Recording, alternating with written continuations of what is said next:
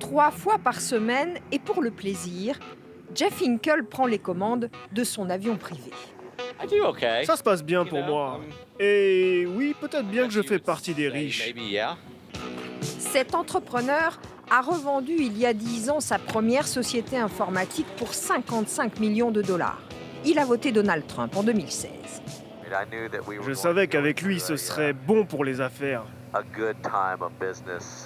Donald Trump a en effet baissé dès son arrivée le taux d'imposition sur les sociétés. Une baisse majeure de 37 à 21%. Pour Jeff Hinkle, il était temps. Baisser les impôts pour les entreprises, ça nous permet de rester compétitifs face au reste du monde où le taux est autour de 20%. Cet argent reste dans les entreprises plutôt que d'être dépensé par l'État. Donald Trump a aussi multiplié les déductions fiscales pour les sociétés. Le coût de son nouvel avion a pu par exemple être entièrement déduit des impôts de Jeff Hinkle. Tout sauf un cadeau, selon l'homme d'affaires. C'est mon argent, c'est une richesse que j'ai créée moi, c'est le produit de mon travail. Et puis l'essentiel de cet argent sera réinvesti, ce sera du capital pour d'autres entrepreneurs et d'autres sociétés. À l'échelle du pays, les baisses d'impôts ont permis à certaines grandes entreprises de ne plus en payer. Le transporteur Federal Express, par exemple. 1,6 milliard de dollars d'impôts pour 2017, $0 pour 2018. Le patron de FedEx est un proche du président, qu'il a reçu dès le lendemain de sa victoire pour parler réforme fiscale. FedEx avait promis d'investir cet argent dans l'économie. Ce journaliste a enquêté. Oui, il y a eu de l'investissement et des augmentations de salaire, mais surtout, l'essentiel de l'argent est allé aux actionnaires. Les actionnaires ont très bien récolté les fruits de cette réforme fiscale. La loi devait permettre plus d'investissements.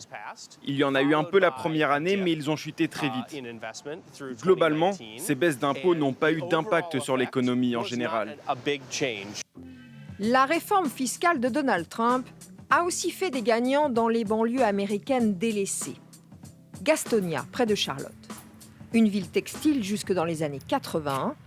Jim Morasso est restaurateur ici. Les emplois ont été délocalisés vers la Chine et l'Inde, et les habitants sont partis d'ici.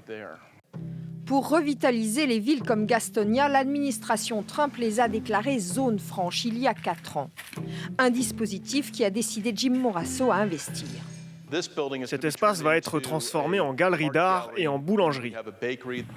2 millions de dollars d'investissement et cette somme sera totalement exonérée d'impôts pendant 10 ans. Ces économies vont me permettre de développer des entreprises et d'attirer à nouveau des habitants et des petits commerces. Tout le monde est gagnant. Jim Morasso dit qu'il n'aurait pas investi ici sans cette incitation. Cette ancienne banque deviendra un restaurant et le coffre-fort est immense. Est-ce que M. Trump va me rendre riche ? Je vous le dirai dans 10 ans, je mettrai mes billets dans ce coffre. Les fortunes et les grandes entreprises américaines sont les principales bénéficiaires de la réforme fiscale de Donald Trump. Jeff Hinkle et Jim Morasso voteront sans hésiter pour le président américain.